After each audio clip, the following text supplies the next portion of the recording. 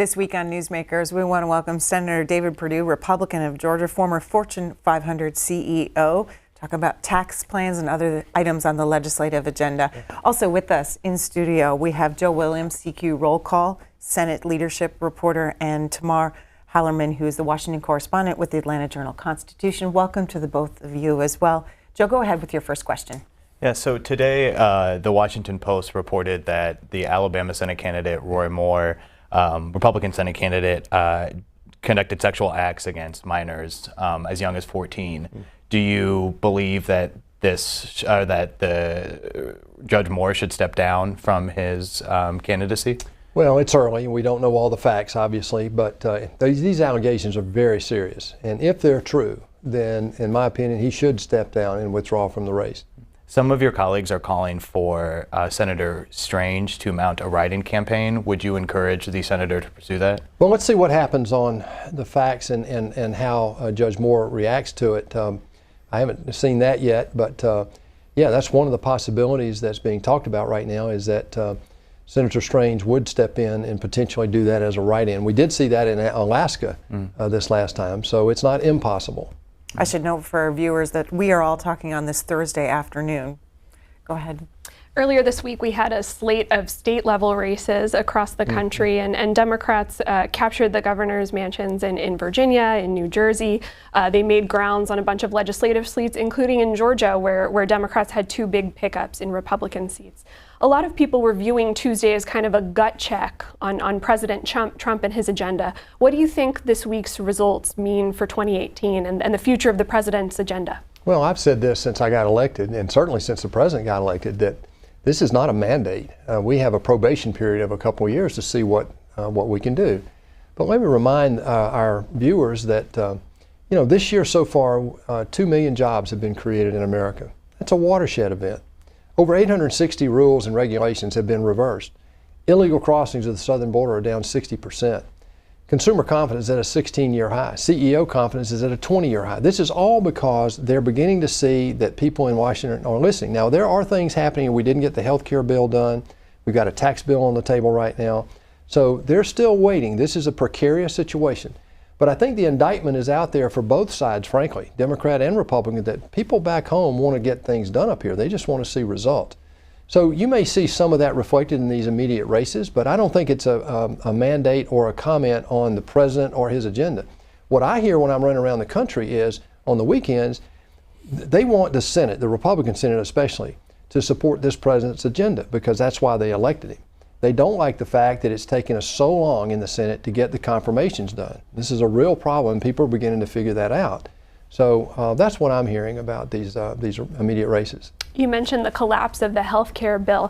How incumbent is getting tax reform done for the Republican Party in terms of being able to hang on after 2018? Well, I think it's extremely important, but not for the Republican Party, for America.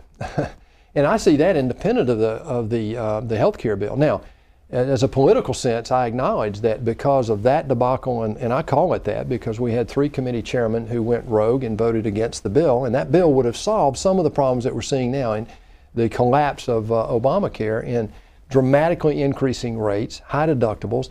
You know, in 2014, 8 million people were fined $2 billion, and half of those, because they didn't sign up for Obamacare, and half of those folks make less than $25,000. So this is a system that's collapsing, and our health bill would have reduced premiums, and it would have solved a lot of the problems that Obamacare has caused. Because we didn't do that now, I think in terms of the political dimension, that it's incumbent on us to get this done. But I think much bigger than that, the thing that's weighing on all of our minds that are working on this, is that we've got to get this economy going. Job one, the president said, is growing the economy. After 8 years of the slowest growth in U.S. history, it's incumbent on us to make sure that we do everything we can to get this economy going. Why? We want to put people back to work. We've got to deal with the deficit spending that's been underway here for quite some time. Both parties are guilty about that. But the ultimate reason is to solve the debt crisis. We're seeing now that General Mattis is right, Secretary Mattis is right, that the greatest threat to national security is our debt, and we've got to solve that. So the tax bill is so critical to the long-term financial health of this country. If we don't get growth going, we're vulnerable. Do you know that right now, twice as many international companies outside the United States acquire U.S. companies compared to U.S. companies buying foreign companies. Now that's a reversal of some few decades ago, and something we've got to reverse. Senator, can we just back up to what you said when we were talking about healthcare, and you said 3 committee chairmen went rogue. Why reference their chairmanships? What does that have to do? Well, that's a great with their question, vote? Greta. Yeah. First of all, every senator has a sacred vow to their constituents, and they're going to represent that vote to represent them in a representative democracy to the best of their ability. That's what we do here in a representative democracy. So that is sacred. Beyond that, though, inside a caucus, you have leadership, and that leadership is fundamentally made up of a few people who are in acknowledged positions, but also the chairman of all the committees. That's really where the power of the Senate is. The ranking member and the chairman of those committees determine what bills get debated, what bills get to the floor, and what we're going to do. And as a group, leadership in the Republican Party in the Senate decided early this year that we would do this way. They chose reconciliation. They chose not to go into committee. And everybody pretty much agreed with that. And then later in the day, as we got on these bills, we saw a few chairmen go sideways. Should they lose their chairmanship? Well, that's a debate for another day. I've not gone that far, but I do know that the Republican Party does not have as much control over chairman as the Democratic caucus does. The rules are different, and that's up to the individual caucuses. So that's something I'm not ready to say yet, but I do believe that we need to have more recourse. If I could press on that, obviously they are chairman who voted against the bill, but at the end of the day, the majority leader is the person who is supposed to corral the party and supposed to bring consensus. Do you put as much fault with Senate Majority Leader Mitch McConnell as you do with the 3 chairmen who voted against the health bill? Well, I think we've got a couple of issues. You've got a leadership issue, but you also have a membership issue. Some people put their self-interest in front of the national interest on this health care deal, frankly. And this is after a lot of reflection. I was very disappointed we didn't pass that bill. I worked very hard behind the scenes on the committee, the working group. I was not a member of the working group, but they invited anybody to come. And many of us did. I was in every one of those meetings, and I listened to the discourse, and I saw what we were doing in the bill, and I got behind it, and it really would have solved several things: accessibility, affordability, the pre-existing condition, and it would have put Medicaid on a sustainable path. The path we're on right now with Medicaid is not sustainable. So I think the way you evaluate leadership over time is results. And that's all I can say. If you continue to not get results, then you have to evaluate it. It's like in the real world. In the real world, you have something I call the performance pyramid. You never get to the top in military, sports, medicine, business, without being able to perform. In politics, sometimes where seniority is the ruling criteria, then it's not necessarily tied to results the way it is in the real world. What would you need to say, for Senate Majority Leader Mitch McConnell, to see him perform? How much of that is tied to the tax bill, or how much have we already seen where you can kind of make a conclusion? Yeah, let me give you some examples. So back in June or July, I wrote a letter to Mitch, to the leader, and we had, I think, some 11 other senators sign this letter, and it acknowledged that we had a lot to do. At that point, we were still dealing with the debt ceiling debate. We had the end of the year funding, which was coming up September 30th. We had the reconciliation and the budget still to get done. And, oh, by the way, had to fund the government. So we felt like we needed to stay in D.C. the 5 weeks of the August break instead of going home and work. And to his credit, the leader said, well, that makes sense to me, we'll do that. So we committed to the first 2 weeks and then said, well, we'll review that and see where we're doing, and we'll hold the next 3 weeks. 4 days into that first week, a deal was struck between the Democratic leader and the Republican leader where 66 confirmations were given to us on that day. I was presiding that afternoon for a couple of hours, and in that couple of hours, we did all the formal paperwork to get 66 people confirmed in 1 day. Now, the irony of that is up to that point, we had something like 44 people confirmed through 7 months of laborious work, because this is the slowest confirmation process in our history since George Washington was here. And the reason is this is the first time a minority party has not waived the 30-hour debate rule. And when you're on a nomination for 30 hours, think about that, that's 4 days. And so you can't do anything else. Now that just slowed down the whole process. Another reason we wanted to stay there. So to give the leader credit, he stepped up and did that. We just did it again a couple of weeks ago. We sent another letter and said, look, we think we need to be here till the end of the year. nights and weekends. He immediately agreed. And we were going to do that last week. We made a notice of it 2 weeks ago. And guess what? Last week we got 4 Circuit Courts of Appeal judges confirmed in 1 week. That was historic. Now, your own name has come up in some socially conservative circles about potentially running for leadership. Would you ever be interested in running for a Senate leadership position and even potentially the majority leadership Tomorrow. position? So that's flattering. I've never heard, I hear people talk about it, but right now we have a leader. We have leadership. We have a tax bill that's being debated right now. That's my only priority, is to get results for the president. I want to do whatever I can to make this president successful. I think every person in America, whether they're Democrat or Republican, should hope he's successful, because that's the future of our country here. When President Obama, another party, was in office, I hoped he was going to be successful. So this is a situation where we have a leadership right now. And my role is, as the only Fortune 500 CEO in Congress, I try to add value on the topics that I have experience in the real world, like this tax debate. I've lived with that, and so we're able to bring some value to that conversation, I think. And that's my role right now in the Senate. And the president, according to some reports that I've read, appreciates your background, your business background. In fact, when you won in 2014 your Senate seat, he reached out to you, I understand, and you struck up a friendship. How often do you talk to the president? And have you ever disagreed with him and told him so? And what issue was it? Yeah, the border adjustment tax. No, this president is nobody's choir boy. But neither was Winston Churchill, or for that matter, Dwight Eisenhower, Harry Truman. I personally think we've got an individual in the White House right now that can break eggs in Washington and help us break through this gridlock, which is what the American people want. The situation with the president is he looks to people who agree with him and also to people who he disagrees with. You ask about an issue, the border adjustment tax is one that I came out early back in January when I first heard it was being discussed in the House, and was in the White House for one of the first leadership meetings over there. I'm not in leadership, obviously, but I was invited because they were going to talk about tax. And I know the president and I had talked about that, so he had me in the conversation. I don't presume on the president. He's the busiest man in the world. When he calls, I answer the call and try to give the advice I can. He knows, and he doesn't want yes people around him. It's the most amazing thing. When you sit in the White House in the Oval Office and you in a meeting, he listens about 80% of the time. But when the meeting's over, he concludes with a summary of what everybody's agreed to do.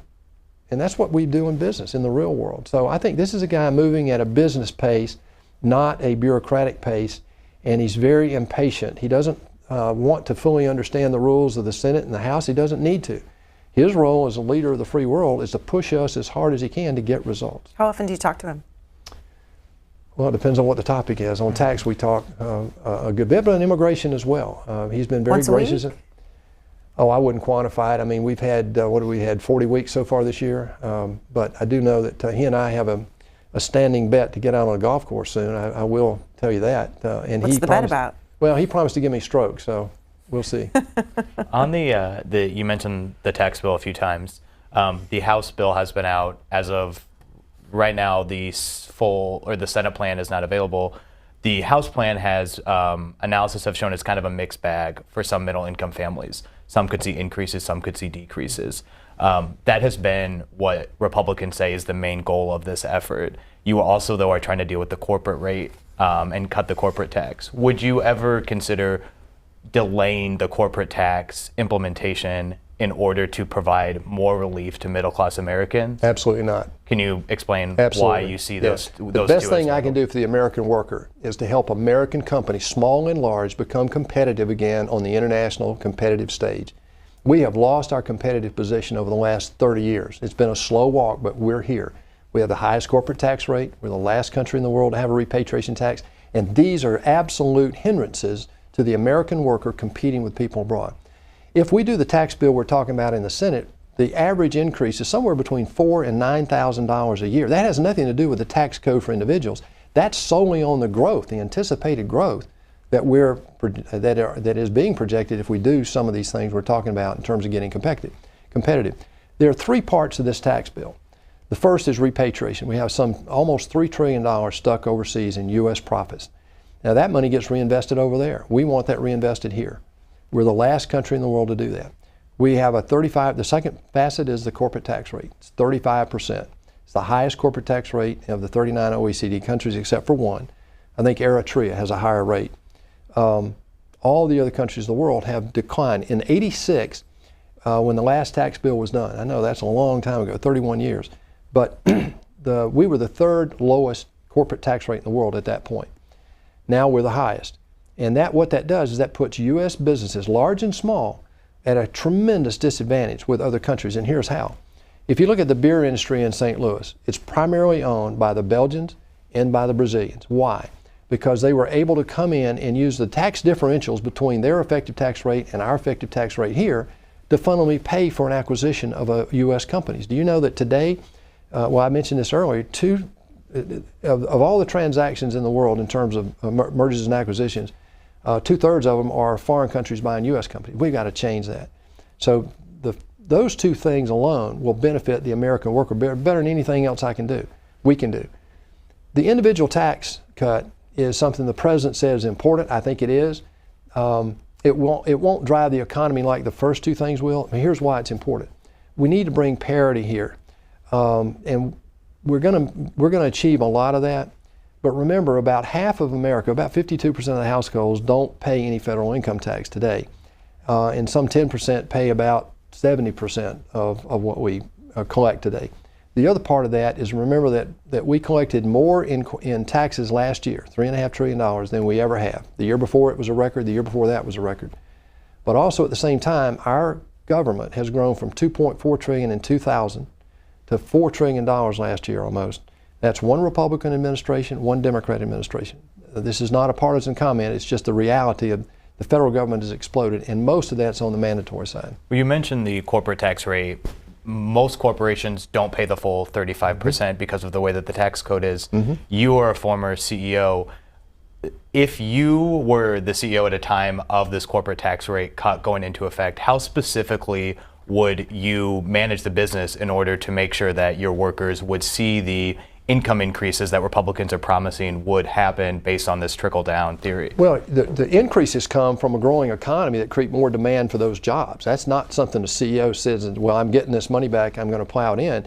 It's a strategy move that says, hey, demand for products are going up, demand for workers is going up. So the natural thing of remaining competitive to attract good quality labor means that you have to increase compensation. We see that time and again. That's just common economics in a capitalistic society. So that's why I say the biggest impact on the American worker will be to get our companies, small and large, to be competitive with the rest of the world. So is that directly where you see these corporate tax savings going, is to higher incomes? Because traditionally some of those savings have gone to shareholders, and there's been criticism on Republicans for pursuing that. Are you confident that, can you say definitively that this tax plan would increase incomes for Americans? Absolutely. I've lived that world, and here's how I'm trying to explain how it happens. It's not that I get $1 back and I'm going to give half of that to labor. What it is that if you get that money back, it's capital, it gets invested in plant, equipment, training, software, all the things that make you more competitive. And what happens is that the demand for products and services goes up. That creates more demand for more workers. So therefore, the supply and demand of workers changes, and then the price that you have to pay to be competitive to attract good workers goes up. That's how that equation works. So it's not and by the way, I have no problem with the company taking, we're not putting restrictions on when you get this money back, what do you have to do with it? I don't think it's the role of the federal government. I mean, goodness gracious. The business acumen of the political environment here in Washington is not what the acumen is of the business community, and therefore I don't want them telling the business community how to invest that money. And the reason is that when you get that money back, if some of it goes to dividends to shareholders, guess what? That money gets reinvested as well. There's a compound effect of bringing $2.5 trillion. That's a one-time deal, and then some $500 to $600 billion every year after that. There's a compound impact of that, and here's why. First of all, there's a leverage impact, and that is that's equity. So you bring equity back, it gets reinvested, but it's normally invested with debt. So that's equity and debt gets invested. So you get a multiple. Sometimes it's 3 or 4 times that. The second multiplier is that the ancillary industries that support whatever your investment is. Let's say I build a research, an R&D center in Boston, let's say. Well, that's the construction cost, but once you start operating, then it's the mold cost, it's more labor, it's the training cost. So the multiplier effect is where you get the geometric increase here. You often talk about what you see as a debt crisis in this country, but you also supported a budget that, you know, based on the tax plan, it kind of paves the way for up to $1.5 trillion adding to the deficit under this tax bill. How do you square that, and have your views changed now that you have an ally in the White House? No, my views haven't changed, and neither is his. He is as dedicated to this debt crisis as I am. But let me square something here. The $1.5 trillion is not added to the debt. That's an investment so that we can get at the debt. The debt has several solutions to it. $20 trillion of debt, and people can't relate to that. But we have over $100 trillion of future liabilities also we've got to talk about just in the next 30 years. That's Medicare, Medicaid, Social pension and benefits for federal employees, and the interest on the debt. That is exploding away from us. As a matter of fact, Social Security and Medicare have to be saved. Their trust funds go to zero in less than 14 years. Well, that's unconscionable, but that's a reality. So when you get to the $1.5 trillion over here, that's the static scoring of what this bill would do. 500,000 of that, 500 million of that is this policy versus law issue we're talking about.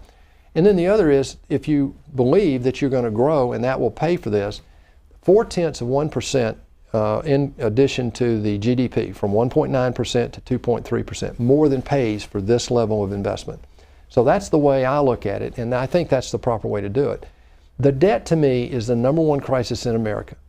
The fact that we can't fund healthcare research, that we can't fund our military at the level we need to, these are just manifestations of decades of intransigence here in terms of dealing with these long-term liabilities. We have time for about 3 more questions. And Senator, if I could, I'm just going to ask you about the politics of this tax bill and getting the votes. The Speaker of the House today said, trust me, we'll get this over the finish line when it comes to the House Republican version of tax reform. Senate will have their own version, the Republicans in the Senate.